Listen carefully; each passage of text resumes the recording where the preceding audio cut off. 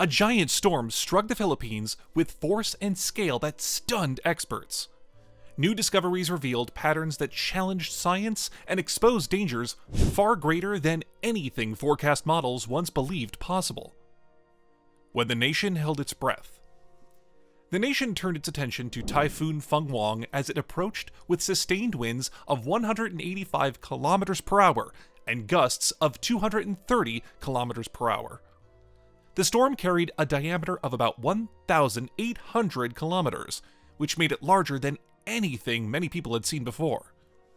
News stations reported non-stop updates as people searched for information about where the storm would hit first and what danger it carried. Every major platform displayed images of flooded streets and damaged roofs as people tried to understand the full scale of the event. Videos from the Aurora province showed long lines of evacuees moving toward shelters with only the items they could carry. Broadcasters explained that the storm's wide rain bands covered regions that usually stayed outside early impact zones, which created new pressure on communities that needed to react faster. Scientists appeared on news programs to explain why the storm demanded action. They pointed out that the structure of the storm remained unusually organized, even when it neared mountainous areas that often weakened other systems. The trending discussion focused on how a storm this wide and this strong managed to keep its shape in conditions that normally disrupted most typhoons. The storm that broke the rulebook. Then scientists noticed a detail that raised an immediate alarm. Meteorologists examined early satellite images and saw a perfect circular eye wall that kept its form after landfall. This was unusual because most storms lost structure once they reached the mountains of Luzon. The clean organization raised questions in forecasting rooms as experts considered how the storm managed such stability in terrain that normally weakened storms. Engineers reported that storm surge levels did not match early guidance. Water climbed higher than predicted, which created danger for communities that had prepared for smaller events. This mismatch suggested that the storm behaved in ways current models did not explain. The event pushed scientists to reevaluate how storms gathered and used energy in the region. Data from satellites and ground stations refused to agree. Some readings suggested a wider wind field, while others showed values closer to a standard super typhoon. This disagreement forced meteorologists to review multiple instruments in an effort to understand which datasets reflected reality. The lack of a single clear explanation unsettled scientific teams, who noted that this storm behaved far outside normal limits. The night the winds took control. The storm seized control the moment it reached Aurora's coastline. Strong winds hit homes before the heavy rain arrived. Metal sheets tore from rooftops, and trees bent over roads as people rushed towards evacuation centers. Local officers moved from house to house, telling residents that no rescue would be attempted once winds reached peak strength. Inside the shelters, the sound of gusts shook the walls. Children cried as parents checked phones for updates. Power vanished early, and generators became the only source of light.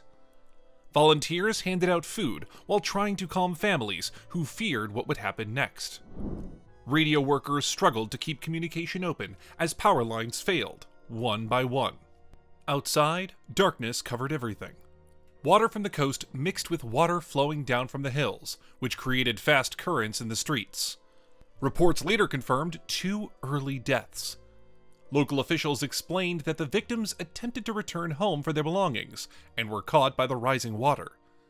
The fast change in conditions showed how little time the region had once the storm made landfall. A race against a rising wall of water. The evacuation turned desperate as water levels rose faster than expected.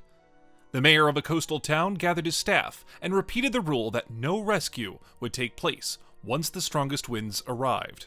Officers moved into narrow streets, urging people to leave immediately. Some residents hesitated because they feared losing livestock or important property. The mayor insisted that the delay would place lives in danger. Shelters filed quickly as the wind strength increased.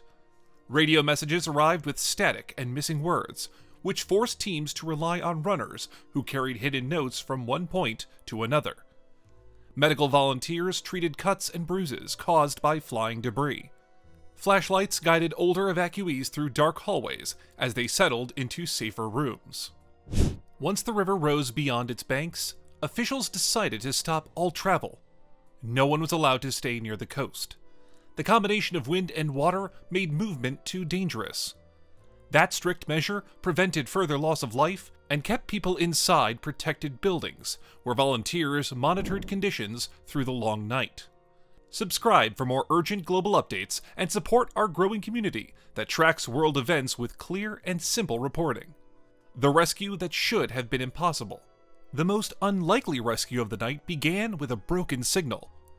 Shortly after midnight, fishermen on the boat San Lorenzo sent a distress call. Their engine had failed, and waves reached more than 8 meters. Water entered the hull as the crew tried to keep the radio alive. They spoke in short, broken sentences as wind and rain cut their signal again and again. The Coast Guard cutter Bagong Bayani began its search even though the crew faced their own struggle. Navigation systems malfunctioned as wind gusts shook the vessel. The captain continued forward using memory and instinct. The crew tied themselves to the rails because the deck pitched in every direction.